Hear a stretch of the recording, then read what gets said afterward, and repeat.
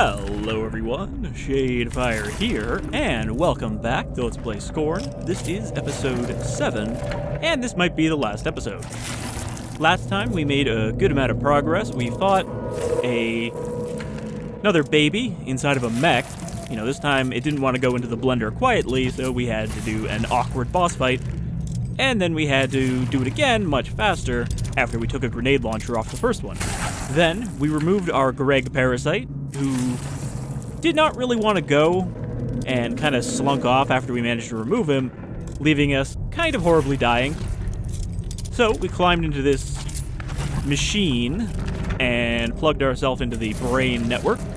And now we're just being stabbed repeatedly by a robot while we pilot this female thing. Or pair of female things, because we have control of both of them.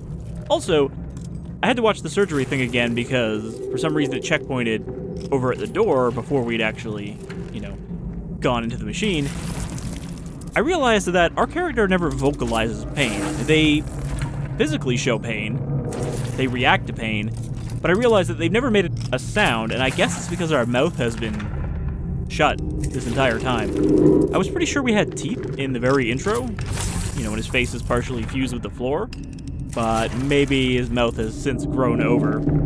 Anyway, it seems pretty obvious what we need to do here. One lady needs to put her hand in the machine, and the other one needs to step on the pedal.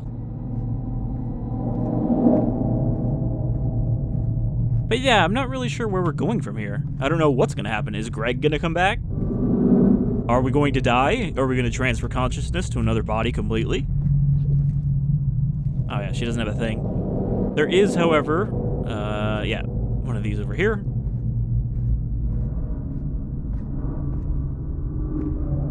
I guess sticking his arm into the machine was the first time he really indicated pain, so we have been reacting to it the whole game. He just never made a noise. And it's weird that I never noticed that. Because even in games like Amnesia, where your character doesn't really have a voice most of the time, they do typically react to horrible things that happen to them.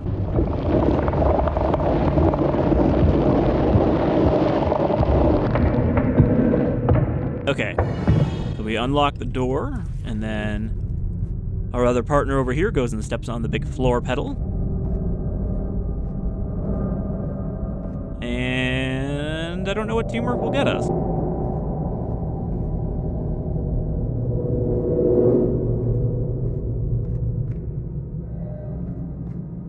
This mural is really cool, though I can't tell if it's supposed to be actual flesh or just very intricately detailed. It does kind of look like it's actual flesh, and it is connected to the neural tissue.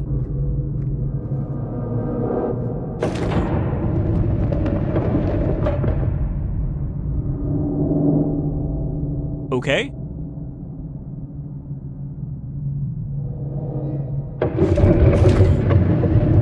But, what does that do? Can I then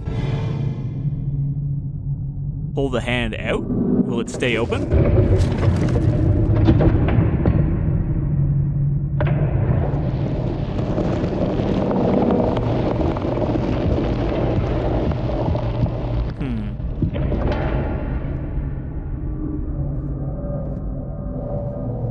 I mean, previously, those floor pedals were telling us that we had to use a grenade launcher, but of course we don't have a gun at all anymore.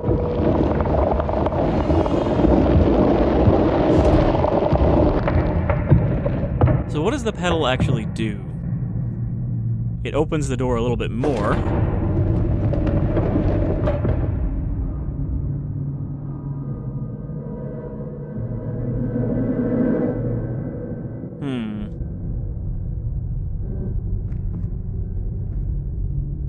This doesn't really seem like it's doing anything for us. Also, there is some weird shifting cliffs out there.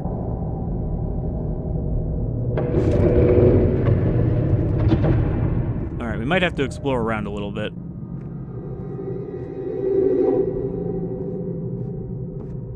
Might as well take one for her as well.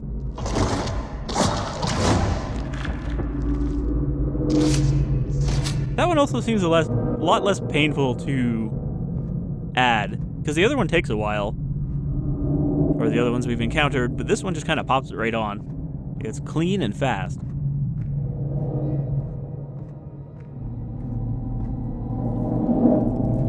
I mean, we can't go anywhere. We are trapped in this area.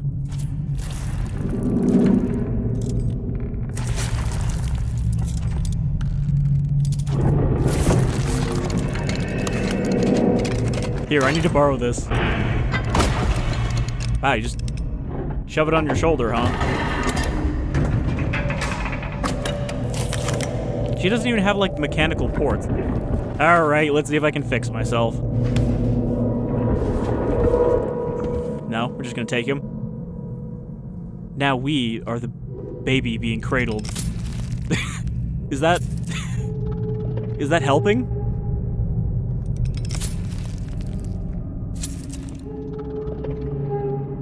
We're still connected to the ceiling. Theoretically.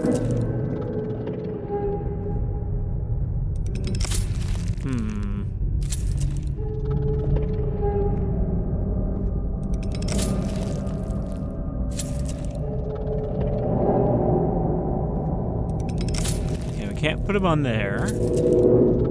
I mean, there's not really anywhere else to go, still. All we can do is deliver ourselves. Maybe you should just hux him out the door. Like, here you go, freedom. You're welcome.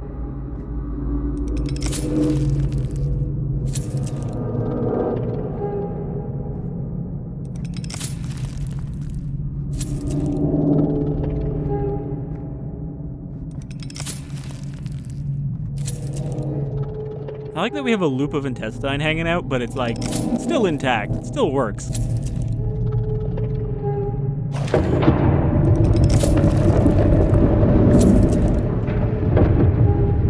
Oh, now we're heavy enough to open the door.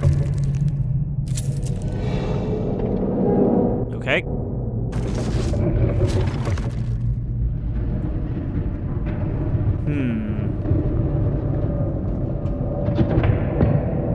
I wonder if I have to sprint through the door.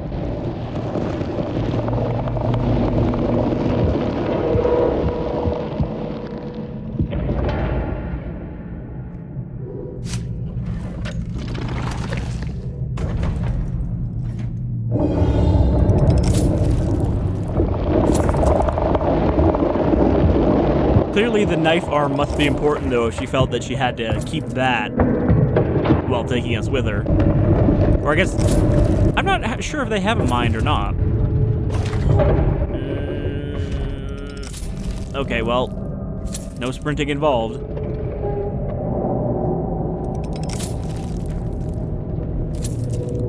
Now I will take you to the great portal beyond. It does look like there's a big portal ahead of us. But it could just be more fog.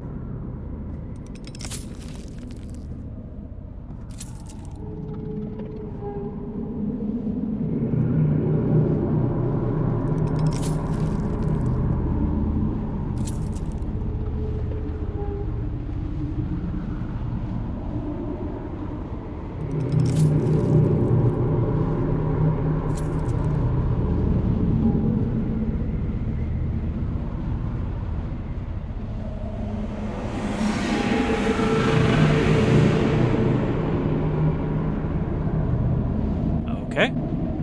Now we've switched it back, and there's Greg. He's not gonna let us get away.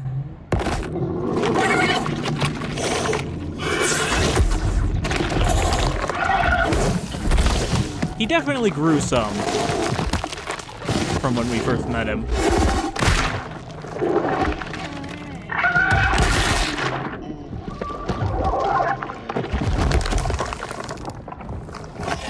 All I wanted was to be a part of you.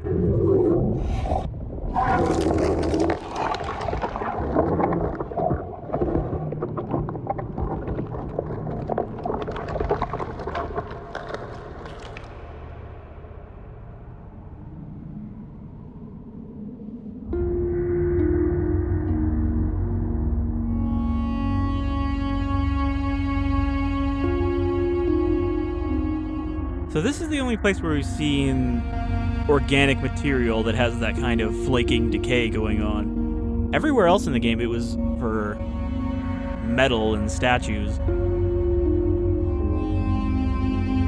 And thus, we joined with Greg.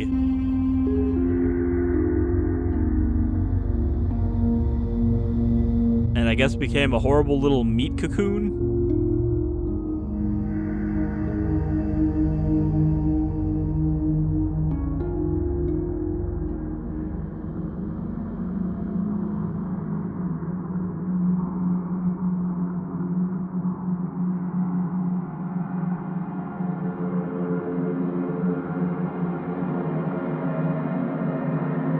That does seem kind of like a worse fate than the other creatures we've encountered. I like that his head also became gigantic.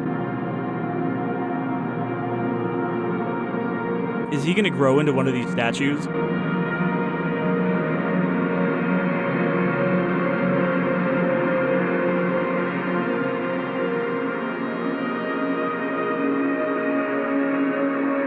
So, the general kind of framing and lighting here does imply that this was an escape, that there was something beyond there, but we were brought down at the very threshold of freedom.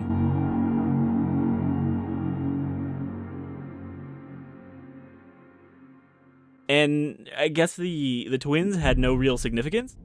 That's it. We're just dumped out to the main menu. So yeah, that was the ending.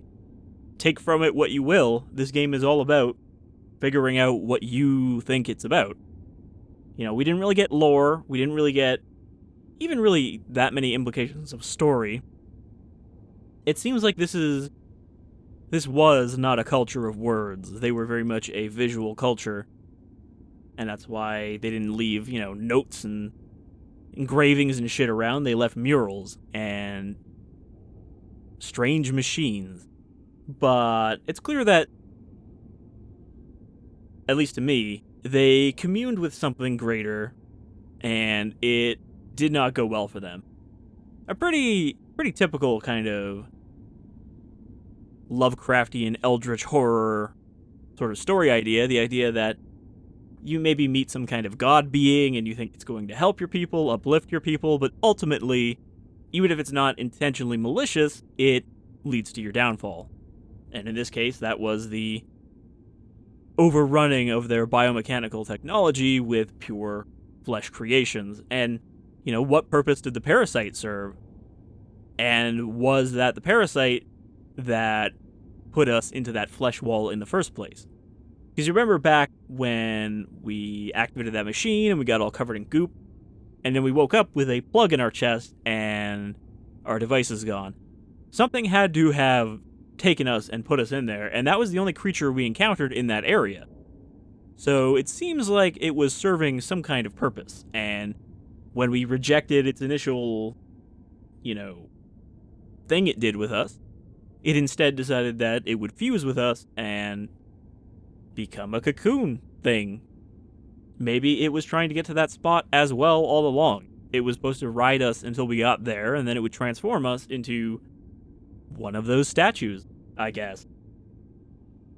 But yeah, feel free to theorize and throw out your ideas down in the comments. I usually don't say that, but, this is the kind of game where half of the fun is, I think, finding what other people think it might be about. But I will say that, presentation-wise, this game was great all the way through. Everything looked great. Even the stuff that didn't work the best, that was kind of mechanically awkward, like the boss fight, did look great. So, I kind of wish we would get a game like this a little more substantial, but this is basically an art project in game form. So, it's not really gonna be something that a lot of companies are gonna back. They had a lot of trouble finding a publisher, for years it seems, but they eventually did, and probably not a lot of companies that are going to back something that is more of an art project than a mechanical, by-the-numbers sort of game. But I'm glad I played it. I'm glad it came out, that it didn't get canceled or anything. Apparently there was a lot of stuff they cut from the game. People talking about from the art book, showing a lot of stuff that was ultimately not in the game. But what was there was fine, and it didn't overstay its welcome. So even if we had like an awkward boss fight or some kind of shitty combat sections, the fact is, you don't stay in any one area too long, and you're not doing the same thing for too long, and then the game ends. So, I'm fine with that. I expected this game to be short initially when I put it onto my schedule, because I was like, okay, I've got Scorn, Signalis, and the Resident Evil Village DLC coming out all within like a week of each other. That was before they shortened the release date for Scorn, because it was originally the 21st, I think, but they changed it to the 14th. So, I've managed to finish this, which is good. And now, Signalis comes out on Thursday. I'm going to be starting that immediately. Looking forward to that quite a bit. It's a very traditional survival horror, but it gets a little supernatural and wacky, apparently, in a good way. And the demo pretty much gave you that idea by the end anyway.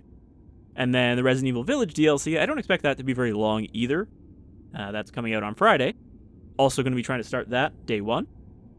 And I'm considering probably not right immediately after, but since I don't really have anything planned for November, that's most likely when Dead Space 3 is going to start releasing. I still haven't finished recording that because it's a pretty long game, but I'm like 18 episodes into recording that. So that'll probably start releasing in November, but I'm thinking I might also do a second playthrough of Resident Evil Village in third person.